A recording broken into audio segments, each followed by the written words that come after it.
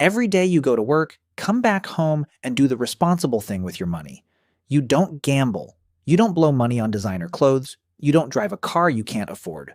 By every reasonable standard, you're doing fine with your money. So why does it feel like your bank account is leaking? Here's what nobody tells you.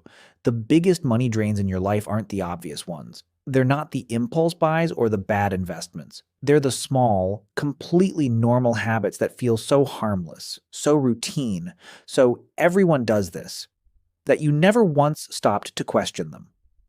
And that's exactly what makes them dangerous. Not because they're expensive, but because they're invisible. They hide inside your daily routine disguised as convenience, kindness, common sense, and even responsibility. And every single month, they quietly move money out of your life without ever triggering a single alarm. Today, I'm going to walk you through 10 of these habits. Some of them you'll recognize immediately. Others are going to make you uncomfortable because you'll realize you've been defending them your whole life. Let's get into it. Number 1, paying for convenience without thinking. Let's start with the one that hides in plain sight. Delivery fees. You order food through an app. The meal costs $15, but by the time you've added the delivery fee, the service charge, the small order fee, and the tip, you're paying $25 to $30. That's almost double. And it didn't feel like a decision. It felt like a Tuesday night.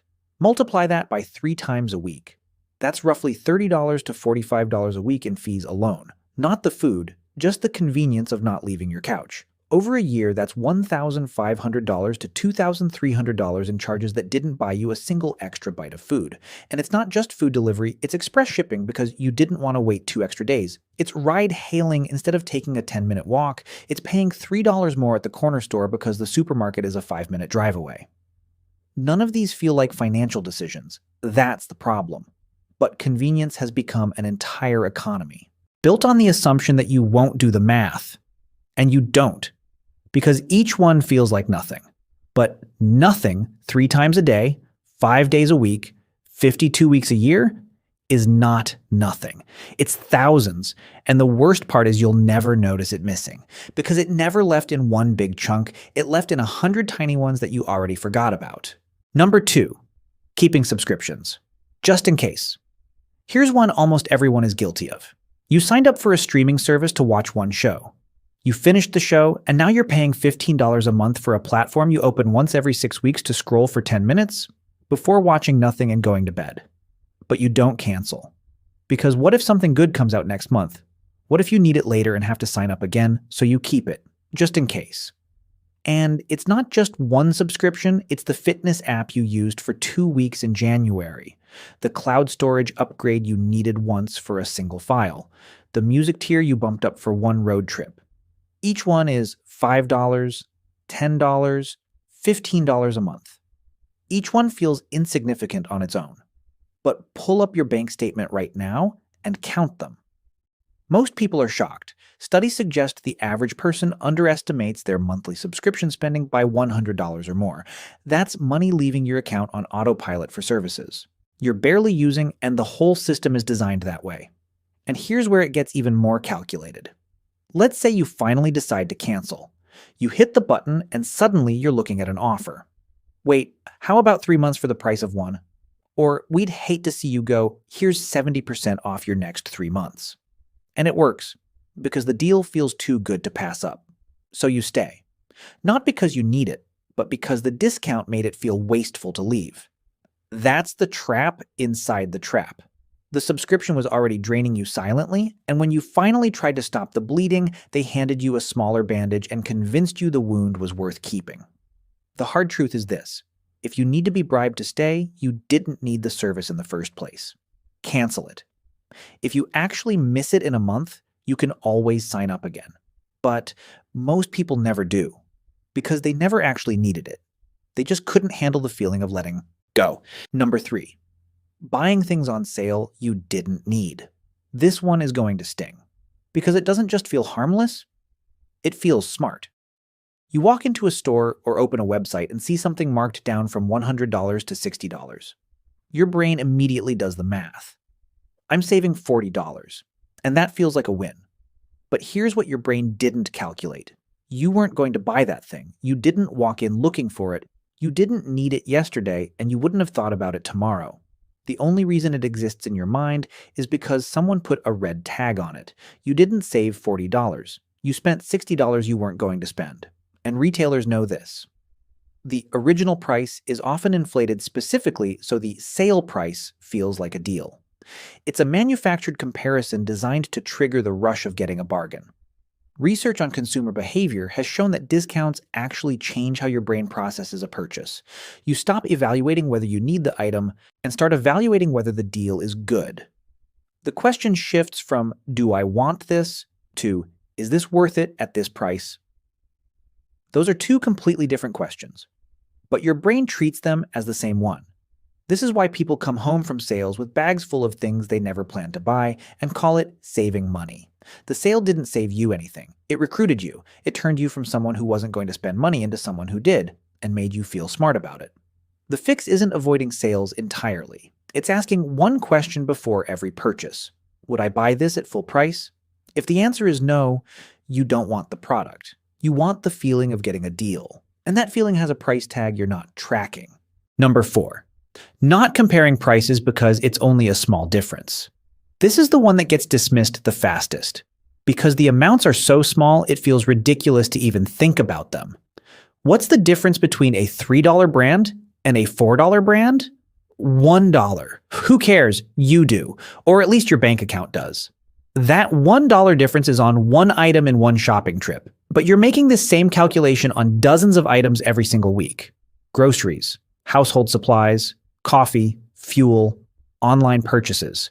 And each time, you default to whatever is easiest or most familiar, not whatever is cheapest. Over the course of a year, these micro differences add up to hundreds of dollars. Not because any single one mattered, but because the pattern repeats hundreds of times, and it goes way beyond groceries. When was the last time you compared your car insurance quote with another provider? Your phone plan? Your internet bill? Most people set these up once, and then just pay whatever shows up every month for years. But $20 a month on insurance you never requoted, plus $15 a month on a phone plan you could downgrade, plus $10 a month in bank fees you could eliminate. That's $540 a year for doing nothing except checking once. The habit isn't being careless with big purchases. Most people are careful when the price tag is large. The habit is being completely careless with the small ones because each one feels meaningless. But your money doesn't care whether it left in one big decision or 500 small ones. It's gone either way. Number 5. Leaving money sitting in a regular savings account. Now here's one that's going to feel like a personal attack. Because this isn't a bad habit. This is what responsible people do. You save money. You put it in a savings account. You watch the number grow. You feel good about it. And that feeling of being responsible is exactly why this one is so dangerous. Here's what's actually happening. Inflation has been running anywhere from 3 to 7% in recent years, depending on where you live. Your regular savings account is probably paying you somewhere between 0.5 and 2% interest, which means every single year the money sitting in that account buys less than it did the year before. You're not growing your money, you're losing it in slow motion. And the cruelest part is, your balance keeps going up, so it doesn't look like you're losing anything. The number is bigger. But what that number can actually buy is shrinking. Let's put real numbers on this. If you have $10,000 earning 1%, interest and inflation is running at 4%. You're effectively losing 3% of your purchasing power every year. After 5 years, your $10,000 still looks like $10,500 on paper, but in terms of what it can actually buy, it's closer to $8,500. You lost $2,000 in real value while feeling like you were doing the right thing. Now, I'm not saying don't have savings. You need accessible cash for emergencies. That's real and that matters.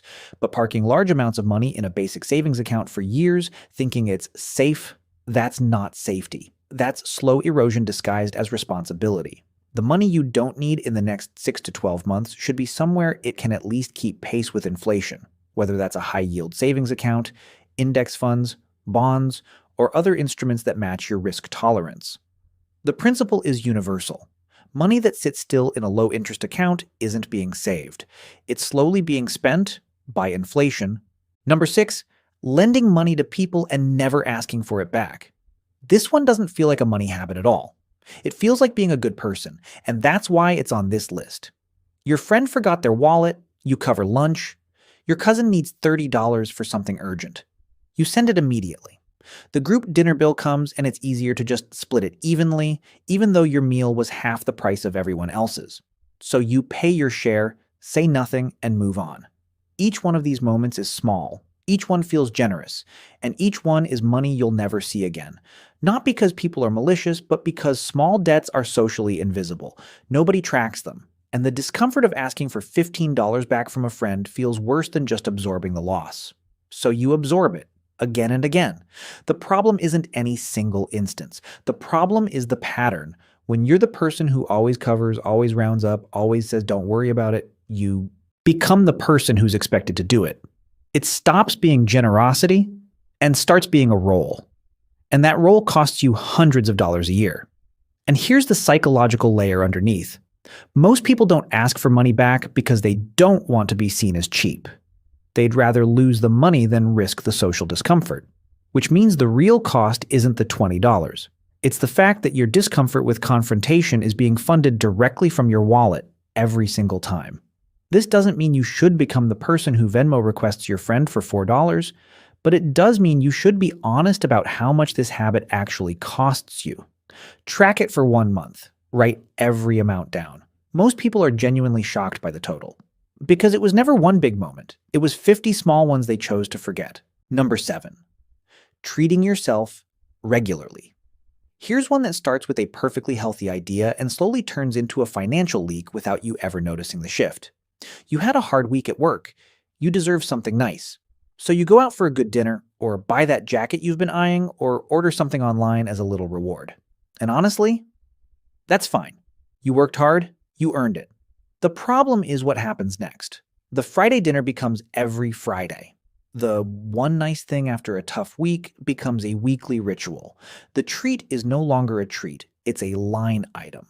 But it still carries the emotional label of being a reward, which means it never gets questioned the way a regular expense would. This is what behavioral economists call hedonic adaptation. The first time you treat yourself, it feels special, but your brain adjusts quickly. So next time, you need to spend a little more, do it a little more often, just to get the same feeling. And the whole time, you don't think of it as increased spending. You think of it as self-care. That's the shield this habit hides behind. It wraps itself in the language of mental health and self-worth, which makes it almost impossible to challenge. But there's a big difference between treating yourself and building a spending pattern you never consciously chose. The question isn't whether you deserve nice things. You do. The question is whether this is still a decision, or has it become an automatic habit your brain labeled self-care so you'd never examine the price tag? Number 8. Eating out for lunch at work every day. This is one of the most expensive habits on this list, and it survives for one simple reason. It doesn't feel like a financial decision. It feels like eating. You're hungry. You go get food. End of thought process. But let's run the numbers. A typical bought lunch costs somewhere between $10 and $18. Let's say $12. That's $60 a week, $240 a month, roughly $3,000 a year on lunch. Compare that to bringing food from home. Even at $5 a day, you're spending $25 a week instead of $60. That's a difference of $1,800 a year from one meal. And here's what makes this habit so persistent. It's not just about the food. It's the ritual of stepping away from your desk, going somewhere, choosing something. It feels like freedom in the middle of a structured day, and that emotional value is real, which is why people defend this habit so aggressively. But the emotional value doesn't change the financial math. You can take the break without spending $12. The ritual doesn't require a transaction. Your brain just linked the two so tightly that they feel inseparable. Nobody is saying never eat out, but doing it every single day without ever doing the annual math, that's not a lifestyle choice. That's an unexamined habit running on autopilot. And autopilot is where most money leaks live. Number 9, upgrading when the old one still works. Every year a new phone comes out. Slightly faster, slightly better camera, a new feature you'll use maybe twice. And suddenly, the phone in your pocket, The one that was perfectly fine yesterday feels outdated. So you upgrade. Not because it's broken, not because it can't do what you need, but because the new one exists. And that's enough. This extends far beyond phones. It's the laptop that still runs fine but is a few years old. The car that works perfectly but doesn't have the latest features. The pattern is always the same. A functional item gets mentally downgraded the moment a newer version is announced, and the financial impact is massive. A new phone every year instead of every 3 or 4 costs thousands over a decade. A new car every 3 years instead of running it for 8 or 10 is one of the biggest wealth destroyers in most people's lives. Not because the purchase is irresponsible, but because the frequency is. Companies spend billions engineering this exact feeling. It's called planned psychological obsolescence. They're not selling you a better product, they're selling you the discomfort of having the old one. And it's socially reinforced. When everyone around you upgrades, keeping the old model starts to feel like a statement. Like you can't afford it. Like you're behind. The reality is this. The person who keeps their phone for 4 years, drives their car for 10, and uses their laptop until it genuinely can't keep up. That person is quietly saving tens of thousands over their lifetime. Not by sacrificing quality, but by refusing to replace things that still do their job just because something newer showed up. Number 10, paying bills late. Not because you can't, because you forget. This is the last one, and in some ways it's the most frustrating. The money is there, it's sitting in the account, but the bill didn't get paid on time because you forgot, got busy, or kept saying, "I'll do it tomorrow." And it seems like no big deal. A late fee here and there, maybe $25 or $35, annoying but not life-changing, right? Except it's not just the late fee, it's what the late fee triggers. Late payments can be reported to credit bureaus, and once your credit score takes a hit, everything that depends on credit gets more expensive. Higher interest on your next loan, higher credit card rates, more expensive car financing, even insurance premiums can increase. So that $35 late fee on an electricity bill you forgot about, it could cost you hundreds or thousands in higher rates over the next few years. Not because you couldn't pay, but because you didn't pay on time. And the system doesn't care about the reason. It only cares about the date. This is what I call a laziness tax. And it compounds. Once your credit score dips, you're paying a premium on everything that involves borrowing or financing. And most people never connect the dots. They don't realize the slightly higher rate on their car loan traces back to 2 utility bills they forgot to pay 8 months ago. The fix is almost embarrassingly simple. Set up autopay for every recurring bill, every single one. It takes about 30 minutes to set up and it runs forever. That 30 minutes protects you from late fees, credit damage, and the slow financial bleeding that comes from something as fixable as forgetfulness. If there's one habit on this list where the gap between how easy it is to fix and how much damage it causes is the widest, it's this one. You have the money. Just make sure it leaves on time. So there they are. 10 completely innocent habits that are quietly draining your money every single month. Convenience fees that add up to thousands. Subscriptions you forgot you're paying for. Sale prices that trick you into spending. Small price differences you ignored. Savings accounts that are slowly losing value. Money you lent and never saw again. Treats that stopped being treats. Lunches that cost more than you think. Upgrades you didn't need. And bills that were late for no good reason.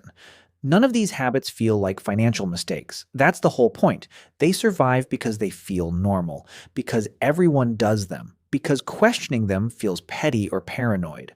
But the money doesn't care how the habit feels. It only cares that it left your account.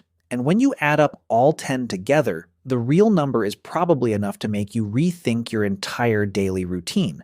You don't need to earn more money to have more money. Sometimes you just need to stop. The leaks. And now you know where to look. If this opened your eyes to even one habit you didn't realize was costing you, hit that like button. And if you want more content that makes you think differently about your money, subscribe to My Wealth Logic. Because the habits that keep you broke don't look like bad decisions. They look like everyday life. I'll see you in the next one.